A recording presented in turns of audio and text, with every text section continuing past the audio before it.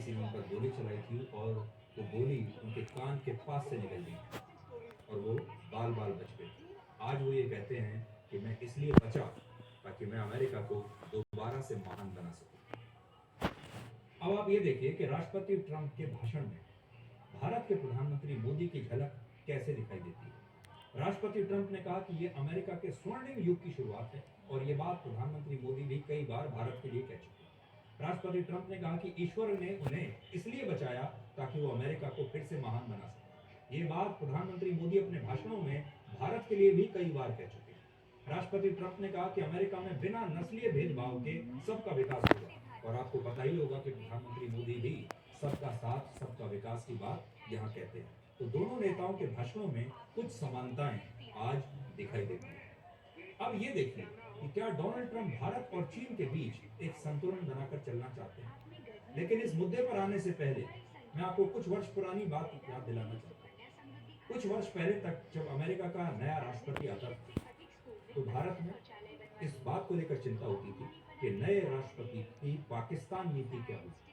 जो नया राष्ट्रपति है, नई सरकार है, वो भारत और पाकिस्तान के प्रति क्या रवैया अपनाएगी। कहीं ऐसा तो नहीं है कि भारत को कम महत्व मिलेगा और पाकिस्तान को ज्यादा महत्व मिलेगा। उस समय की अमेरिका की सरकारें भारत और पाकिस्तान दोनों के साथ खेलती थी। उस समय अमेरिका का राष्ट्रपति अगर भारत के दौरे पर आ रहा है तो साथ साथ पाकिस्तान भी जाता था, क्योंकि कहीं पाकिस्तान ना बुरा माने। भारत को चिंता रहती थी कि कहीं पाकिस्तान को नए हथियार ना मिल जाए। पाकिस्तान को यह शिकायत रहती थी कि भारत को ज्यादा महत्व दे दिया। यानी उस समय की अमेरिकी सरकारें भारत और पाकिस्तान के बीच एक संतुलन बनाने की कोशिश करती थी और दोनों को इस्तेमाल करती थी। लेकिन अब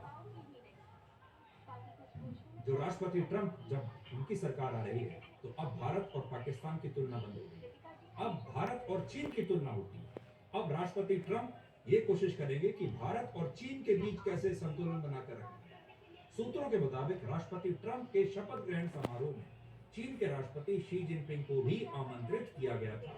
हालांकि राष्ट्रपति शी जिनपिंग इस समारोह में नहीं आए और उन्होंने अपनी जगह अपने प्रतिनिधि के रूप में चीन के उपराष्ट्रपति को अमेरिका भेजा। लेकिन चीन का जो सबसे बड़ा दुश्मन माना जाता है वो तो अमेरिका ही है। डोनाल्ड ट्रंप भी चीन को अपना दुश्मन मानते हैं, लेकिन फिर भी उन्होंने चीन के राष्ट्रपति को न्योता भेजा। ये कितना बड़ा क्रांतिकारी कदम होगा। इससे पहले 17 जनवरी को डोनाल्ड ट्रंप ने कहा था कि उनकी शी जिनपिंग के साथ फोन पर एक बड़ी पॉजिटिव बातचीत हुई। कुछ मीडिया रिपोर्ट्स के मुताबिक डोनाल्ड ट्रंप अपने कार्यकाल के पहले 100 दिनों के अंदर ही चीन की यात्रा करना चाहते हैं। ये जो 100 दिन का कनेक्शन भी आप देख लीजिए, जब प्रधानमंत्री मोदी की सरकार बनती है 2019 में, 2024 में, तो वो भी पहले 100 दिन का अपना एक कार्यक्रम बताते हैं कि 100 दिन के अंदर क्या क्या लागू कर देना है।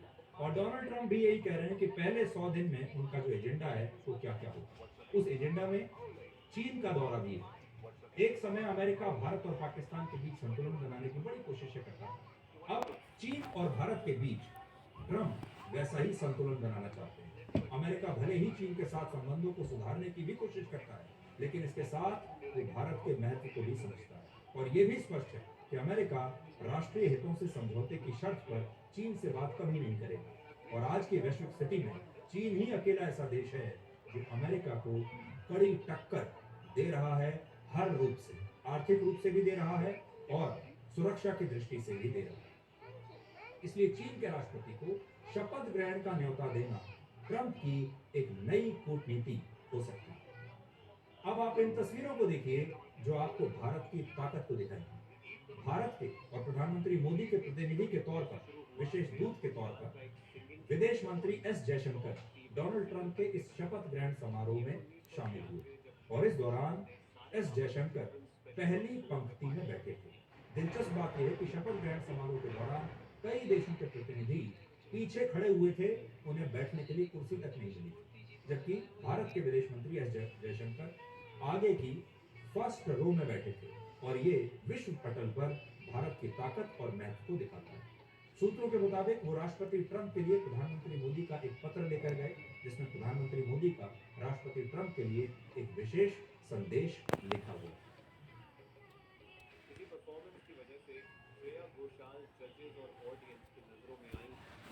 हम चिड़िया बेदाम बेचीला, आपन हकील ना। भाई मैसेजवा देखिए।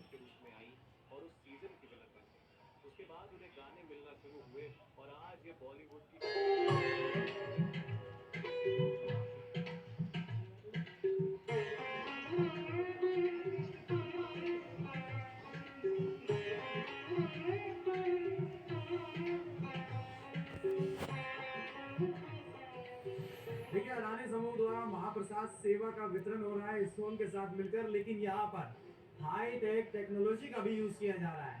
सर, मैं देख रहा हूँ कि यहाँ पर किचन है, हम इस वक्त अडानी के किचन में मौजूद हैं यहाँ पर। तो ये सब चीजें आपने हाई टेक तरीके से कैसे क्या मैनेज कैसे कर रहा है? देखिए इधर भारी भरकम सामान होता है, ठीक है। उसको इजीली मूव करने के लिए हमने ये पूरा बिछाया हुआ है, बेड बिछाया हुआ है, जिससे कि 2-3 आदमी भी पूरा बड़ा तबीला वो है वो ले जा सकते हैं, ठीक है। ज़्यादा मेहनत नहीं लगती। अगर इस चीज में मैं समझू तो ये जो नीचे प्लेट्स, ये जो कह सकते हैं कि रेलवे ट्रैक टाइप का रखा है आपने, इलेक्ट्रिक ही बना है। तो ये इस पर पे आप पतीला रखेंगे और इसको इजीली आगे मूवमेंट कर सकते हैं। टेक्नोलॉजी का उपयोग करके हम ना, क्योंकि इतने सारे मेहमान आते हैं खाने के लिए, वो हरदम वो चालू ही रहता है रस। तो अगर हम मैन्युअली करने जाएंगे ना तो बहुत टाइम भी कंज्यूमिंग है। तो हमने कहा ये सब जैसे कि आप देख सकते हो, वो ट्रेन भी है, वो उठाने में वो दिक्कत नहीं होती है। तो ये कैसे काम करती है? ये मिनी यूटी बोला जाता है, रिलेटेड ट्रेन है। ये हाइड्रोलिक्स से काम करती है, चेन कपी से। आप जो ये पतीला देख रहे हैं, ये वाला ना पतीला 600 लीटर की कैपेसिटी का है। इसमें आप यहाँ पर देख भी सकते हैं, यहाँ पर लिखा भी हुआ है 300 लोगों का खाना एक टाइम में बन सकता है, इतनी कैपेसिटी रखता है। और ये पतीला सामान्य 10 आदमी भी खा सकते हैं, इसलिए हमने ये मिनी यूटी क्रेन लगाई है। इसका फंक्शनिंग ऐसे है कि कभी आपको खुले में कोई इंडिया के 93 वाला द स्पॉन्सर का कैनी 004 हैकर प्रोसेस वही उसको उठा के इस ट्रैक के ऊपर ये जो देख पा रहे हैं, एक तो प्लेटफॉर्म के ऊपर रखा लाइक एंड जाता है। Subscribe my YouTube channel PM Monster। एक जना यहाँ से मूव करके जो इसके गंतव्य पे। अच्छा, एक चीज और मैं देख रहा हूँ कि ये चूल्हा टाइप का बनाया गया है और ये इस लाइन से लेकर के वहां तक शुरू हो रहा है, लेकिन सभी चूल्हे नाम अलग अलग है। सरस्वती, यमुना, गंगा, और इसके आगे अगर आप देखते जाएंगे ना तो अलग अलग एक सनातन संस्कृति को जो है ना एक महत्व रखा गया है यहाँ पर, और कई सारी चीजें दिखाई गई हैं। तो हम इस वक्त मौजूद थे अडानी और इस्कॉन के किचन, जहाँ पर ये हाईटेक टेक्नोलॉजी का भी यूज किया जा रहा है। अब हम आगे चलेंगे और जो खाना बना रहे हैं उनसे बात करेंगे कि भाई कौन कौन से मसाले यूज किए जा रहे हैं, कौन सा तेल यूज किया जा रहा है, घी कौन सा यूज किया जा रहा है।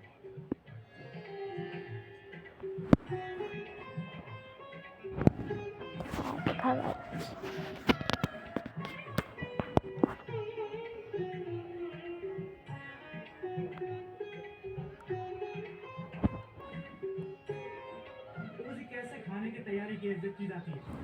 देखो, हमारा प्रतिदिन 50,000 लोगों का फेस हम रिवील प्रसाद ऑन बनाते 40 हैं। सब्सक्राइबर। और ये ऑपरेशन हमारा पूरा जो है प्रातःकाल 2 बजे से चालू हो जाता है, और इसका जो प्रिपरेशन है एक दिन पहले से ही चालू हो जाता है। तो मुख्य रूप से जो भी सब्जियां हमारी बनती है, जैसे आलू छोले हो गया, आलू चौली हो गया, तो ये सब हम लोग भिगा के इसको पकाना प्रारंभ कर देते हैं सुबह 2 बजे से, और फिर लगभग 4-5 बजे तक ये बन के धीरे रेडी हो जाता है। फिर उसको फाइनल करते करते छौंक तैयार करना। तो ये मुख्य रूप से चूल्हों पर बनाया जाता है। हमारे यहाँ पे लकड़ियों के चूल्हे हैं, इस पे हम मुख्य जो हमारा कुकिंग है उस पर होता है। और फिर हमारे जो गैस चूल्हे हैं, इसमें मुख्य रूप से जो छौंक है वो तैयार किया जाता है। छौंक जो है वो इधर तैयार किया जाता है, और बाकी जो मुख्य चूल्हा है आपका हाँ, है। वो कुकिंग होता है। तो महाराज जी, एक चीज़ और मैं इसमें समझना चाहूँगा आपसे कि हम जो है मतलब ऑर्गेनिक मसाले यूज़ कर रहे हैं या किस तरह के मसाले यूज़ किए जा रहे हैं? जो हमारा यहाँ पे बेस्ट लोकली अवेलेबल है वो मसाले हैं इसका। तो एक बार आप हमें एक बार चूल्हा दिखा दीजिए, क्योंकि मैं देख रहा हूँ कि यहाँ पर गंगा, बंदा यमुना, किधर था सरस्वती, भाई? तमाम तरह के मारती नाम दिए हो। गए हैं चूल्हों पर। देखो क्या है ना, हम जो भी यहाँ पे हम केवल एक भोजन वितरण नहीं कर रहे हैं, ओह। प्रसाद वितरण कर रहे हैं। यहाँ पे जितने भी लोग सेवा कर रहे हैं वो सब भगवान के भक्त हैं। भगवान का हरे कृष्ण महामंत्र